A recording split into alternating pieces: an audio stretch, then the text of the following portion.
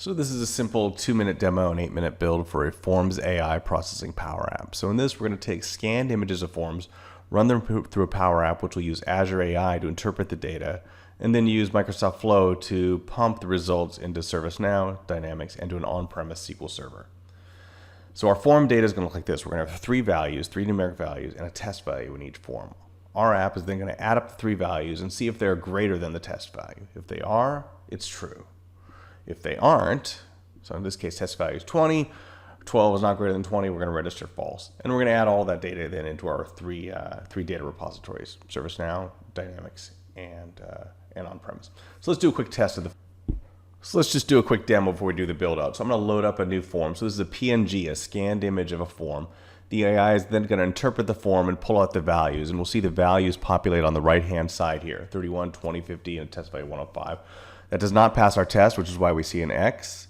And then over here, we're going to check out our flow. In the flow here, we can see that it succeeded. And if I open up the flow, we can just see the results of the run, created a record in all 3 of our data repositories. Just looking in ServiceNow, I can see the JSON values were sent over. So let's refresh Dynamics here. Click the refresh button. We can see we've got now have a row present in there with those same values. In ServiceNow, the same thing. We'll refresh it. And we can see we now have a same row over there with the same values and our result. And then finally, let's go to our on-premise SQL Server database, and we'll refresh there, and we see the same values and our results in there. And we can do a few more just for fun here. Let's add another form in here. And again, this is going to be just a series of PNGs, scanned PNGs of the form. That image gets loaded up. The AI processes it, pulls the values out of it. There are our values on the right. This one also didn't pass. And then let's do another one. Let's see if we can get one that passes here. And so it's going to interpret the values from the scanned image. And then see if this one passes, 41, 19, yep. See, we've got 2 more rows in Dynamics. We go over to ServiceNow, we should have 2 more rows, 2 falses and a true in ServiceNow. And finally in the on-prem, we've got 3 rows as well. So now let's go over the 8-minute build out for this.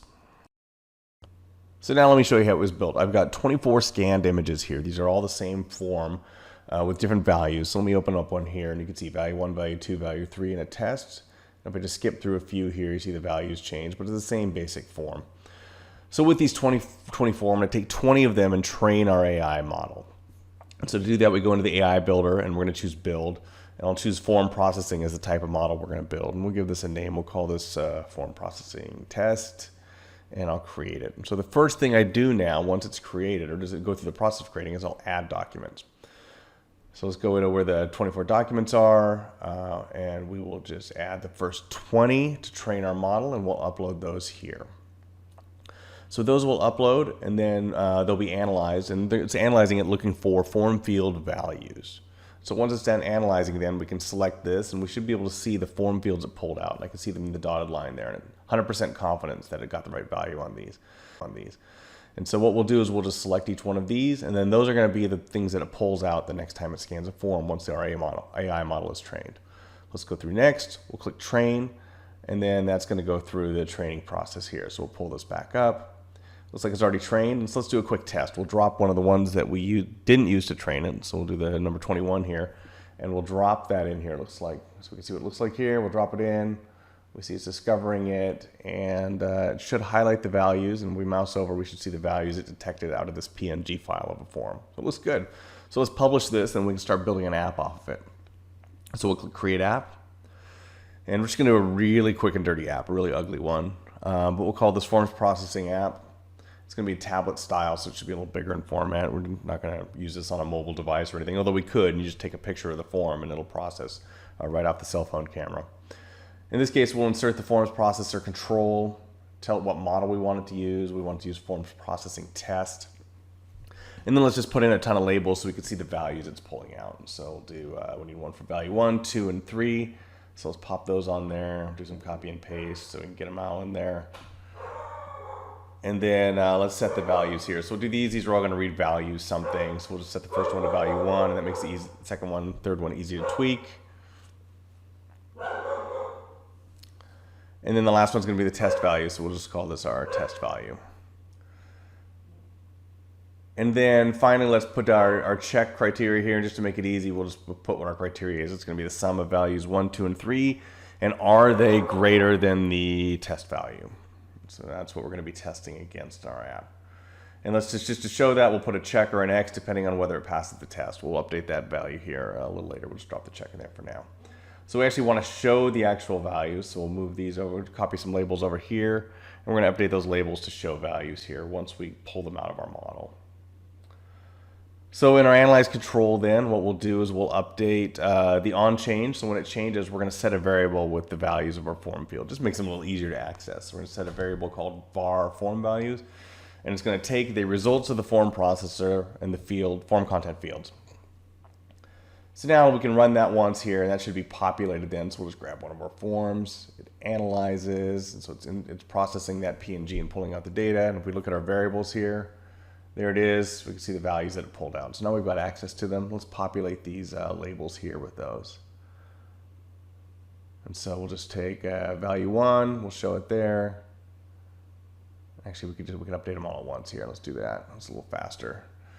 There we go. And then we'll now update value 2 for the second one, value 3 for the third one, and we'll set this last one to be the test value that it pulls out. Now that we've got the values, let's update that icon so that we'll just put an if statement, and this is just like you would do in Excel or something. So if the sum of our form values, value 1, and then let's paste that in there, value 2, paste it in there again, value 3.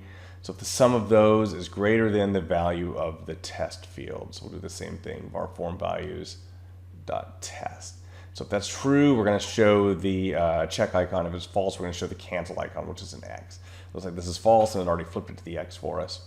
So let's test another one here just in the editor. We'll test another one as processing. Pulls out the values. This one's also not, doesn't pass. Let's try another one so we can get one that passes. We can see the check mark and test that out. All right, looks good. So now we're ready to do the flow automation to pump the data into the 3 data repositories. And so we'll click create a new flow, give this flow a name. We'll just call it push form data. So we'll start with ServiceNow. So we'll bring up a ServiceNow connector, create a new record. The type of form, we've got a HUD form table in ServiceNow, and we're just going to say ask in Power Apps for each one of these. That's going to create flow parameters for value 1, 2, 3, our test value, and our result. So those are all now going to be pumped into ServiceNow. Let's do the same for Dynamics. Create a new record. We'll tell it what record we want. We have a form entity in Dynamics. There it is, form data. So let's open this up, and we can see all the fields. And so we'll just map in value 1, value 2, value 3, and then let's see, we've got our test value and our result. And finally, let's do on-premise. And I've got connectors already set up for these, so I've already got my login for my on-premise already set up in here, which would be another small step. So we'll choose our on-premise database, our asset ERP table, or database name, and then our form data table out of that. And then we'll just, again, put in value 1, value 2, value 3, the test value, and the actual form result. And also, I've got a created on value in there. We'll just use UTC now, which is kind of the equivalent of just now, and pop that in there. So now this is all saved, and so now we're ready to implement it in our app. And so I'll pull in push form data here. We're going to do it on the onChange event. And so when onChange gets called, we're going to call the flow push form data with those 5 parameters. And so we'll choose first value 1, which is going to be var form values value 1, and the same, right? We'll paste value 2, value 3, value 4. Let's see here. Oh, actually, that last one, the result, we'll just recalculate here because we don't have it stored anywhere. So just for this is quick and dirty. So let's update those. So value 2, value 3, and then this last one is value test. The 5th parameter is the results. We don't have it stored anywhere. Let's just pull it right out of this formula here. And so that's going to be is the sum greater than the test, and we'll just put the results of that comparison in there, and we should be ready to run this thing. So let's give it a test here.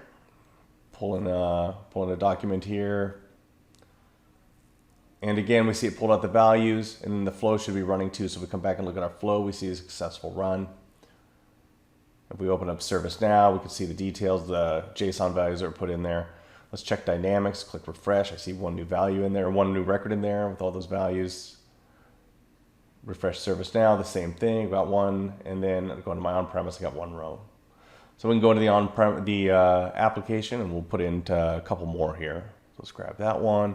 It's going to parse it out, 24, 21, 4 did not pass. And then we'll do one more here. 41, 19, 44 did not pass. And so we can see 2 falses and a true, 2 falses and a true, and in there, 2 falses and a true.